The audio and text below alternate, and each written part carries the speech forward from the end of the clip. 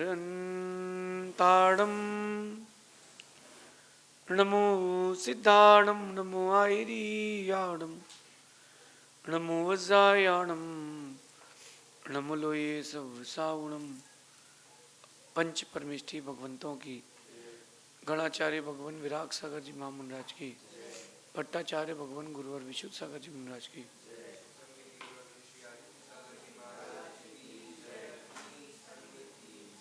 या हम सभी अपने जीवन में सुख और गुणों की अभिवृद्धि के लिए नीति के विषयों का श्रवण कर रहे हैं।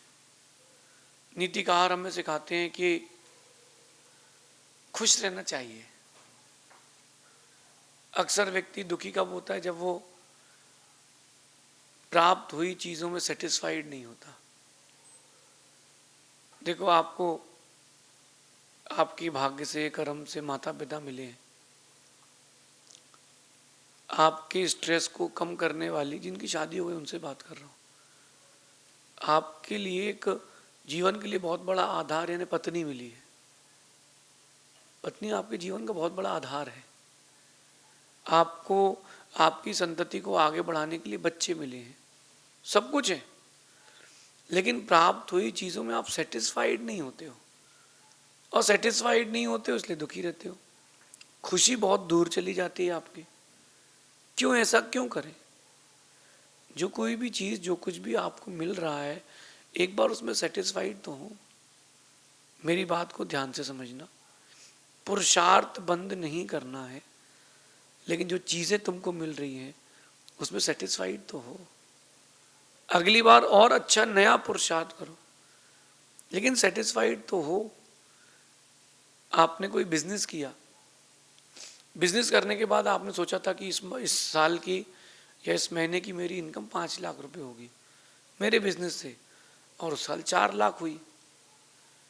प्रॉफिट जो होनी थी वो 5 लाख की जगह कितने की हुई? 4 लाख की। अब मेरा प्रश्न है आप लोगों से कि अगर 4 लाख की प्रॉफिट भी हो गई है तो आप 1 लाख के गम में क्यों जीते हो? 1 लाख के गम में क्यों जीते हो? जो मिल गया है उसका आनंद लूटो, अब नया पुरुषार्थ करो। कई लोगों को देखना कि जिनकी सिर्फ बेटियां बेटियां होती हैं, वो कितने संक्लेशित रहते हैं, कितने दुखी रहते हैं। बोले मेरे सिर्फ बेटियां बेटियां हैं।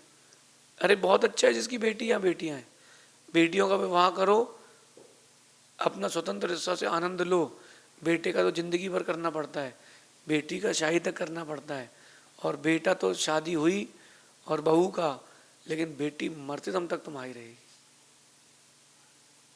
तो अपन जो भी आपकी लाइफ के सिचुएशंस आ रही हैं उनमें खुश रहना सीखे ना।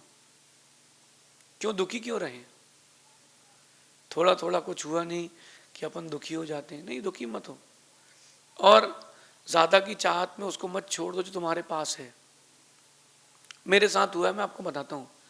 मैं पहली बार जब दूसरी बार मुंबई गया तो मुझे पता था कि यहाँ पर ऐसा लिखा मिलेगा बोरीवली, तो जहाँ बोरीवली लिखा मिलेगा उस लोकल में चढ़ जाना, इस तरफ वाली में चढ़ जाना।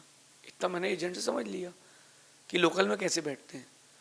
अब मैं देखूँ यार, उस वाले प्लेटफॉर्म पे 3 बार ट्रेन चली गई, इस वाले में आई नहीं।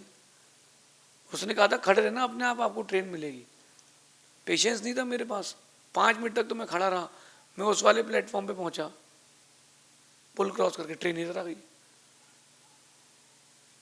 अब जब तक मैं यहाँ आया तब तक ट्रेन वहाँ आ गई। एक जो टीसी था वो देख रहा था, फिर टिकट दिखाओ। मैंने कहा ये, तो बोले यहाँ वहाँ क्यों घूम रहा है फिर? अरे मैंने कहा वो ट्रेन आई नहीं रही। बोले खड़े रहो, यहीं आएगी शांति से।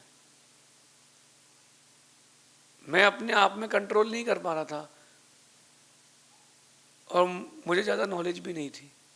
मुझे लगा कि पूरी ट्रेन बोरीवली की वहीं चली जाएगी तो मैं खड़े रह जाऊँगा। अपन अपने आप को कंट्रोल नहीं कर पाते, और अपन क्या होता है उस समय ही उस सिचुएशन से अपने आप को दुखी कर लेते हैं। नहीं, नॉलेज भी होना चाहिए, और वो जो नॉलेज है वो आपको बचाती है, आपकी रक्षा करती है। अब आप समझना, जो आपकी नॉलेज है वो आपको सेव करती है। Be safe, be safe. खुश रहने के लिए क्या करो? जो भी चीज़ें आपके सामने चल रही हैं, जो भी चीज़ें आपके साथ हो रही हैं, उसको तटस्थ भाव से देखना भी प्रारंभ करो। एक भाव समझना आप, तटस्थ। भाव का शब्द का नाम ही ये तटस्थ। एक आदमी नदी के किनारे बैठा है, बिल्कुल शांति से समझना। एक आदमी नदी के किनारे बैठा है, वो देख रहा है कि नदी में लकड़ी आई, बह गई, नदी में एक लाश आई, बह गई, नदी में खजाने की पेटी आई, बह गई, मछलियां आई, बह गई। वो तटस्थ है, मतलब तट में बैठ करके देख रहा है कि क्या चल रहा है, व्हाट्स गोइंग ऑन। वो यही देखता रहा कि क्या चल रहा है, और वो रह गया तटस्थ। एक व्यक्ति उस वाले तट पर था, उसने देखा लकड़ी तो चंदन की यार, तो उसने जाके लकड़ी उठाई। उसने देखा तो हीरे मोती की थैली बह रही है, तो उसने जाके उठाई। इस उठाने के चक्कर में वो बह गया। नदी का भाव तेज था, वो बह गया। आप समझें, आपको जो चीज़ें प्राप्त हो चुकी हैं उसमें अगर आप रिलैक्स हैं, सेटिस्फाइड हैं, बहुत खुशी मिलेगी। अल्टीमेटली लाइफ का एक ही हिस्सा है कि खुश रहो। एक छोटे से बच्चे ने मुझसे पूछा कि आप तो जैन मुनि हैं, साधु हैं, आप तो जैन मुनि हैं, साधु हैं, तो बोले आपको बहुत सिद्धियाँ होंगी। अब मैं उससे बोल दूँ कि कोई सिद्धि है ही नहीं, कि इस काल में सिद्धियाँ नहीं होती। मैंने उससे कुछ नहीं बोला। मैंने कहा तुम्हारा प्रॉब्लम क्या है, तुम तो प्रॉब्लम बताओ। उसको ये विश्वास था कि साधु यानी सिद्धियों का भंडार। तो बोले आप ये मुझे बताओ कि मैं मर के अगले जन्म में कहाँ जाऊँगा। अब मुझे तो पता नहीं कि वो कहाँ जाएगा, उसके कर्म क्या है, और मैं उसको बोल देता हूँ अगर कि मुझे नहीं पता, तो उसका वो साधुओं से मनोबल टूट जाएगा कि यार इनको कुछ नहीं आता। मैंने उससे कहा बेटा, जब तुम मर रहे हो और तुम रो, बिलखो, दुखी हो, इसका मतलब तुम्हारी दुर्गति है। और जब तुम मर रहे हो और खुश होकर के जा रहे हो कि चलो हमने अच्छे कर्म किए हैं, हम एक नई जगह जा रहे हैं, तुम खुश होके जाओगे, मतलब अच्छी जगह जा रहे हो। वो खुश होके चला गया। एक 25 साल का 22 साल का बेटा मेरे पास आया, उसको एक ऐसी बीमारी थी जिसमें वो ब्लड पानी हो जाता है।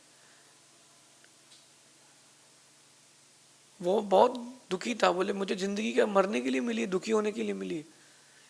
डॉक्टर ने कहा कि 6 महीने और हैं बस। मेरे पास आया, मैंने कहा बेटा पहले तुम खुश हो जाओ। बोले गुरुजी खुश कैसे हो जाऊं, मैं मर रहा हूं, मुझे शरीर में पीड़ा, आप कह रहे खुश हो जाओ। मैंने कहा हाँ खुश हो जाओ। मैंने कहा खुश हो जाओ, क्यों खुश हो जाओ? बेटा तेरे पिताजी 60 साल में जाएंगे, तो 25 में जा रहा है, मरना तो है ही, बस 35 साल का तो अंतर है, मरना तो है ही। और एक बात बहुत अच्छी है, 60 साल 70 साल की उम्र में घसीट घसीट के बुढ़ापे में मरोगे, जल्दी मर रहे हो। पंचम काल में कौन सा सुख है, दुखी दुख तो है। तो मैंने उससे कहा कि तुम एक प्रॉमिस करो मुझे कि तुम जाओगे तो खुश होके जाओगे, और ये बोलना कि मरना तो है ही, चाहे 60 में मरूं, चाहे 70 में, चाहे 25 में, लेकिन मैं भगवान की श्रद्धा के साथ, परमात्मा की आराधना के साथ खुश होके जा रहा हूं। मरते समय उसने अपनी माँ से यही बोला कि एक वीडियो बना के गुरुजी को भेज देना कि मैं मर तो रहा हूं, लेकिन मैं खुश होके जा रहा हूं, नमोकार पढ़ के जा रहा हूं।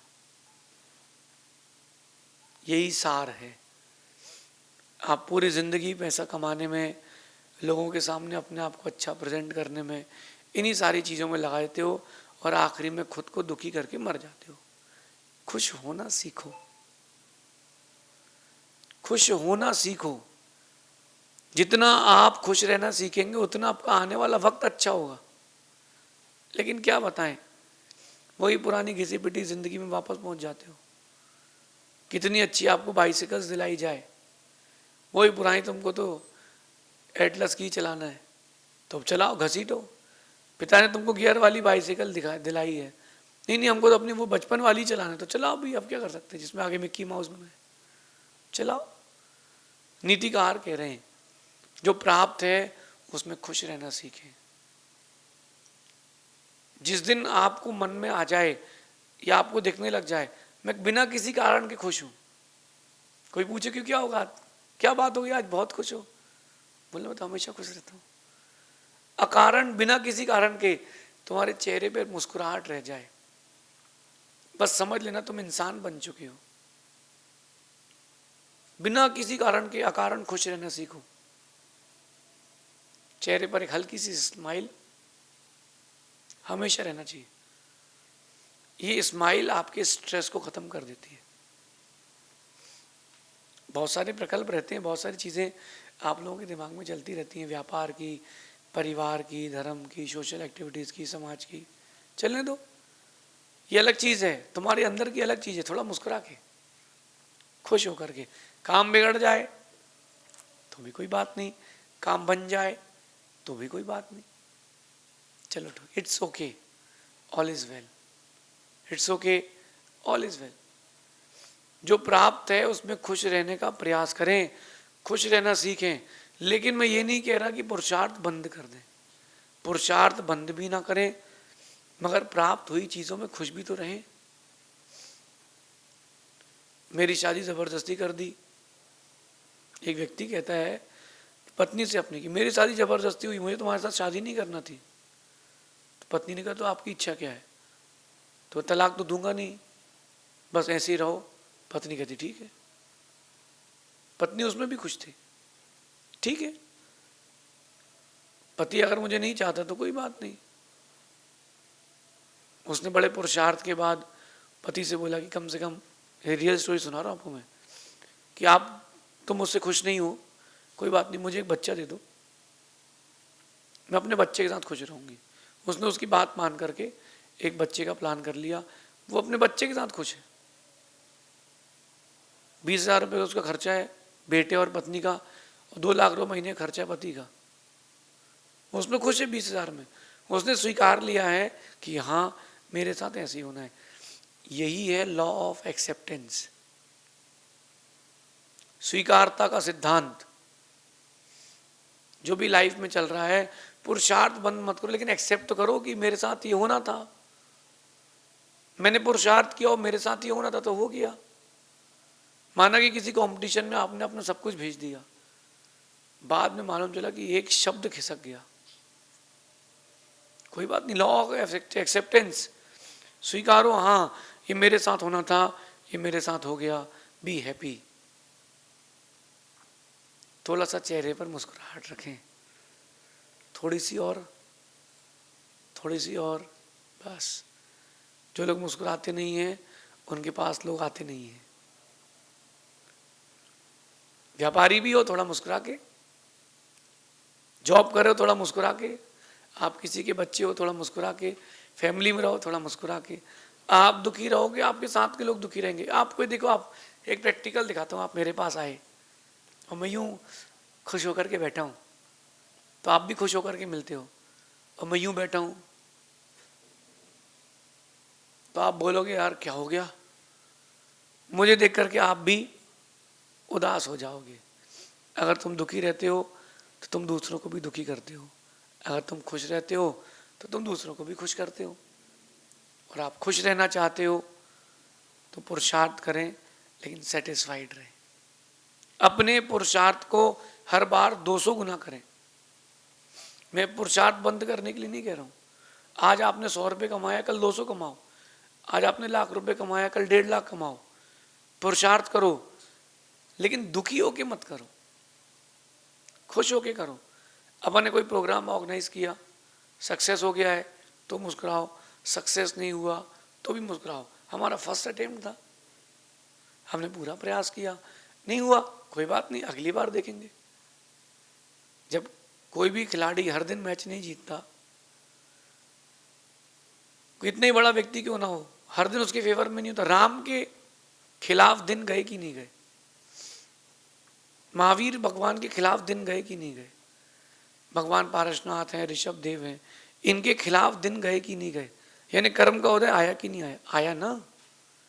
जब इनके लिए कर्म का उदय आया है तो हम कौन हैं, हमारे लिए भी तो उदय में आएगा।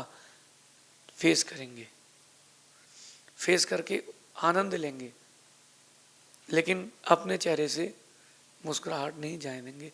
अक्सर लालच के कारण आपके चेहरे की मुस्कुराहट चली जाती है।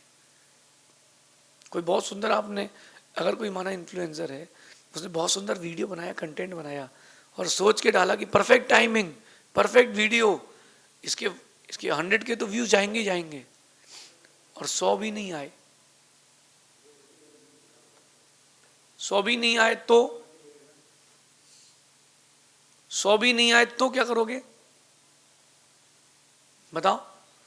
अरे यार किसी ने हमारा पेज जाम कर दिया है, अरे यार कैसा दिन आ गया है, हमने ऐसा क्या कर दिया कि हमारा कुछ चल ही नहीं रहा है। अरे आप बिजनेसमैन हो, पड़ोसी दुकान में 100 ग्राहक चले गए, तुम्हारे यहाँ 10 आए हैं, ये क्यों सोच रहे कि वहाँ 100 चले गए? इन 10 कस्टमर्स को ऐसा ट्रीट करो, लालच मत करो, ऐसा ट्रीट करो इन 10 कस्टमर्स को कि 100 से ज़्यादा अधिक पैसा देके चला जाए। जो चीज़ें प्राप्त हैं, पर्याप्त हैं, लालच मत करो।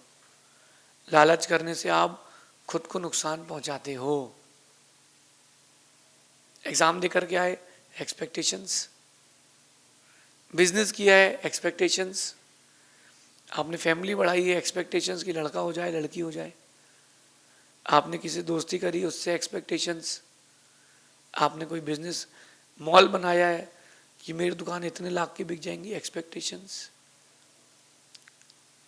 एक्सपेक्टेशंस की है तुम्हारी खुशी चली जाएगी। तो क्या करें? एक्सेप्टेंस करें, एक्सपेक्टेशंस ना करें, एक्सेप्टेशंस करें, एक्सपेक्टेशंस ना करें। ठीक है, जो कुछ मेरे साथ हो गया है मैं स्वीकार करता हूं, जो होगा आगे वो देखेंगे, लेकिन चेहरे से खुशी नहीं जाना चाहिए। कुछ लोग ऐसे भी देखे मैंने, वो थोड़ी थोड़ी बातों पर इतना रो देते हैं, बिल्कुल ही अब ऐसा हो गया और अब वैसा हो गया। अरे होगा क्या? तुम्हारी किस्मत में लिखा था, हो गया, स्वीकारो। तुम्हारी किस्मत में लिखा था, स्वीकारो। बोले मेरे साथ क्यों हुआ? अरे तुम्हारे साथ इसलिए हुआ है क्योंकि तुमने लिखा था। सीता जी कभी नहीं रोई कि रावण से हाउ डेयर यू, तुमने मुझे कैसे उठा लिया, जानते नहीं मैं किसकी पत्नी हूँ, मैं किसकी बहू हूँ, किसकी बहन हूँ, मेरा देवर नारायण है। ये सब नहीं कहा सीता जी ने, उन्हें पता था कि कर्म का उदय मेरा है। चलो शांति से फेस करते हैं, मुस्कुरा के फेस करते हैं। हर परिस्थिति को स्वीकार करो, हर परिस्थिति को स्वीकार करो। जो परिस्थितियां स्वीकार लेता है वो मुस्कुरा के जीता है। ठंडी गई, गर्मी आ गई, स्वीकारो। आप लोग गर्मी को नहीं स्वीकारते हो, एसी में बैठ जाते हो, इसलिए बीमार पड़ते हो। स्वीकारो, उसको भी तो एंजॉय करना सीखो। जो लाइफ जैसी मिल रही है उसको वैसा जीना सीखो। एक बात कहता हूँ, बुरा नहीं मानना, लेकिन अक्सर बेहतर की खोज में आप लोग बेहतरीन को छोड़ देते हो। इससे अच्छा मिलेगा, इससे अच्छा मिलेगा, बेहतरीन को छोड़ देते हो। और बेहतरीन को छोड़ दिया, इससे बड़ा दुख कुछ नहीं है। बेहतर के चक्कर में बेहतरीन को मत छोड़ो कि इससे अच्छा भी मिलेगा। जो प्राप्त है वो पर्याप्त है। इन 2 शब्दों में सुख बेहिसाब है। बस खुश रहो, मेहनत करना बंद नहीं करना है, लेकिन जो आउटपुट आ रहा है उसको एक्सेप्ट करो, कोई बात नहीं। आप मंदिर गए और आप जा रहे थे, किसी ने टच कर लिया, पूरे कपड़े अशुद्ध हो गए, कोई बात नहीं, फिर से बदल लेंगे। इस सिद्धांत को स्वीकारें। बेहतर के चक्कर में बेहतरीन को ना छोड़ें, चिल्लरों के चक्कर में खजाने को ना छोड़ें। शेष आगे देखेंगे। भगवान महावीर स्वामी की